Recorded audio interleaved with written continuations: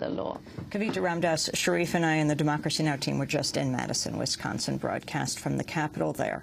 The people who are being targeted right now, the nurses, the teachers, those unions, largely women, the police, the firefighters, are not targeted, though they have joined with the nurses and the teachers because they feel if one is targeted, they are all targeted.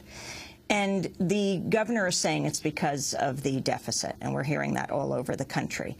But if you look at the deficits of what put together like 46 states, and you compare what that deficit is, around $126 billion, to the war costs in Afghanistan alone, something like $2 billion a week, we could deal with these deficits in the states by simply not investing in a state of war, but investing in the states at home. Could you talk about the military budget of this country, larger than all the rest of the world combined? I think the military budget of this country has profound implications, not just for the workers in Wisconsin, but indeed for the well-being of women around the world. And I think it's fitting that on International Women's Day we should begin to raise some real questions about the continued investment in a war machinery.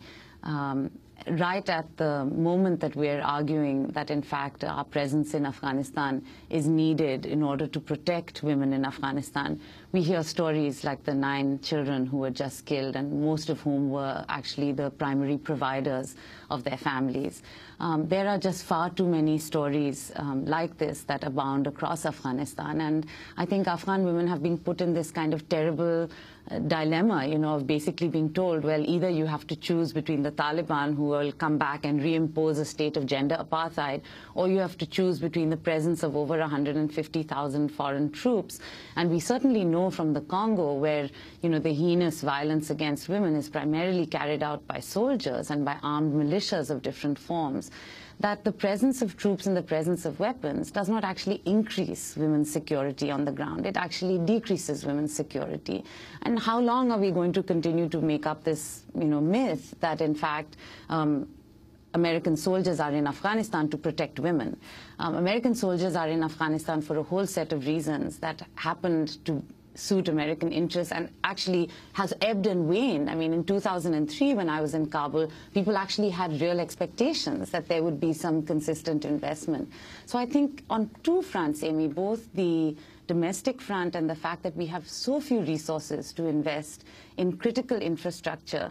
I mean, it's ironic to me that it's teachers and nurses in particular, because, you know, everything we're being told, if you're in a developing country, every message that we're being given from the World Bank to the UN to, you know, every development model is you must invest in the human capital of your countries. And then here you're watching sort of an evisceration of, you know, the human capital. And I find it really odd that Tom Cruise, I just heard you mentioning the headlines, Tom Cruise pays, whatever, $400 a month or $400 in property taxes, and yet we think a teacher who's making $35,000 a year is somehow, you know, living the cushy life. We live in strange times indeed. Today, organizers in Egypt are calling for a Million Woman March, and we saw in this uprising in Egypt women stand alongside men, facing off with state security forces, being tear-gassed, and dispelling a lot of these myths about the role of women in the Middle East. Can you talk about that? Yes, I think my favorite comment was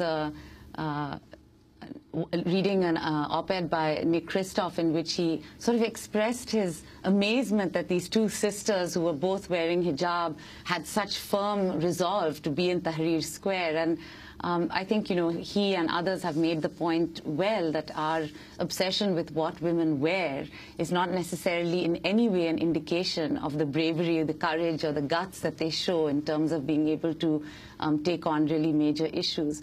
I also think that it's important, there's been a lot of discussion as to whether the democratization of Egypt could challenge the gains that women had under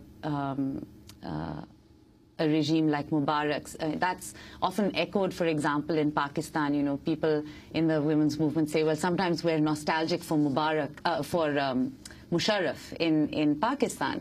And I think it's very important to distinguish women's role in larger political processes and their commitment to democratization, and not to again use this sort of gender equality as a mask for other forms of inequality. I think certainly women in Egypt, groups that the Global Fund for Women has funded over the years, such as the Women's Memory Forum, such as the Egyptian Center for Women's Legal Rights, have been at the forefront of building a strong civil society, and I believe that they will continue to do that, whether or not there are actually 1 million women in the streets today in Cairo. I think as Shirin Ebadi once said, you know, when I asked her, I said, is there an office for the feminist movement in Iran? And she said, no, but there's a chapter in every household. I think that's true.